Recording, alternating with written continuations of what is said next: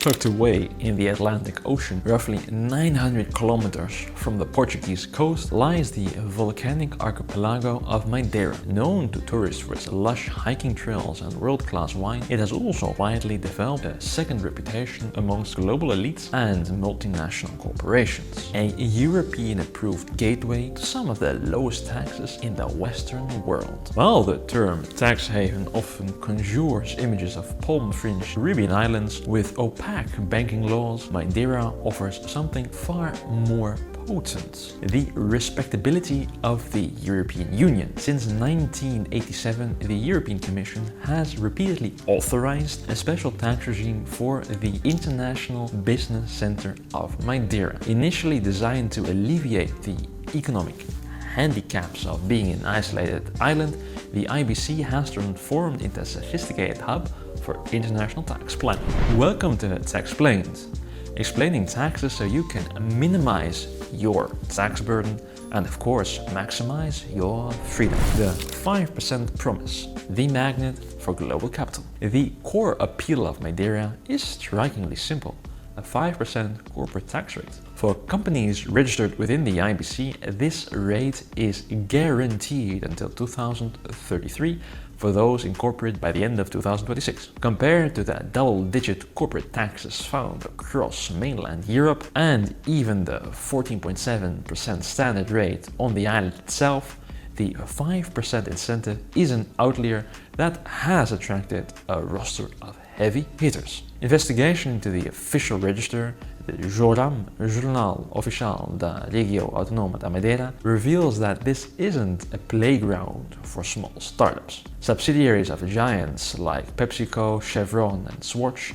have historically maintained their presence on the island. The mechanism is a classic of international finance: international service activities. These companies can channel loans through Madeira-based entities, provided the profits are derived from operations with non-resident entities. The result?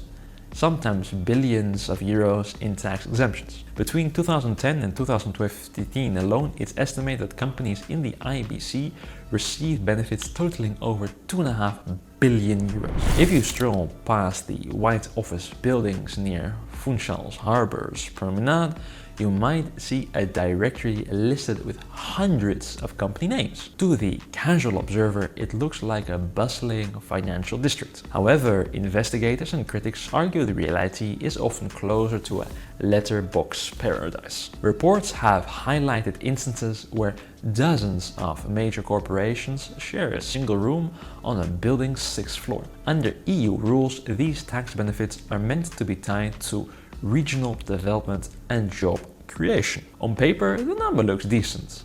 Around 2,700 workplaces for roughly 1,800 companies. But a closer look at the data reveals a loophole that an insider describes as the Madeira standard.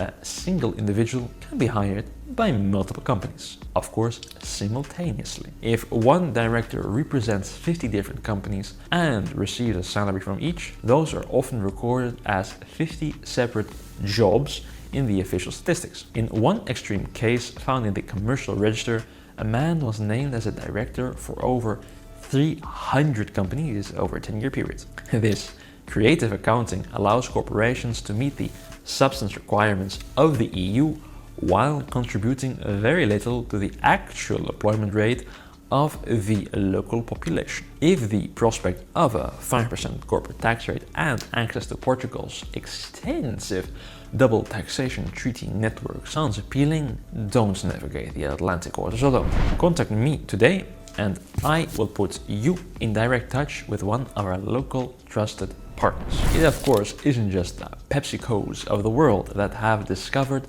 the magic of the island. Madeira has become a favorite destination for high net worth individuals, athletes and celebrities alike looking to protect their personal wealth. The Spanish footballer Xabi Alonso and teammate Javier Mascherano have both been linked to Madeira-based companies used to manage image rights. By transferring these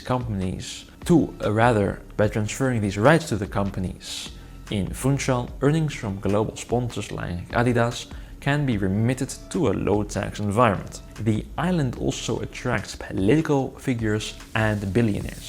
Isabel dos Santos, once cited as Africa's wealthiest woman, has been connected to several holding companies in Madeira. For these individuals, the island serves as a brick in a larger global structure that often includes other jurisdictions like Panama, the British Virgin Islands, or of course, Luxembourg. The lack of transparency isn't necessarily due to hidden records. The Joram registry is public, but more the complexity of the fantasy names and layers of corporate ownership that ultimately disguise the ultimate beneficiary. The European Commission finds itself sometimes in a difficult position. On one hand, it is committed to draining swarms of international tax havens to ensure fair competition. On the other hand, it did authorize the Madeira scheme for decades under the guise of state aid for a far-off remote region. Critics in the European Parliament, such as German MEP Markus Ferber, argue that Madeira's status undermines the EU's credibility. When the EU condemns offshore centers in the Caribbean while hosting a 5% tax jurisdiction within its own borders, it creates an interesting race to the bottom. If the tax rates rise as it did in 2011, many of these mobile companies simply pack up and move to the next jurisdiction with a lower rate, providing that the economic boost to the island is often transient. Madeira remains a unique tax paradise because it has the EU stamp of approval. For the legitimate entrepreneur, it offers a beautiful gateway to European markets with a tax burden that is very hard to match elsewhere. For the critics, it represents a loophole that allows billions to bypass the national treasuries of other EU member states. As the global push for a minimum corporate tax continues, the Hawaii of Europe will likely remain at the center of debate over where regional support ends and tax avoidance begins.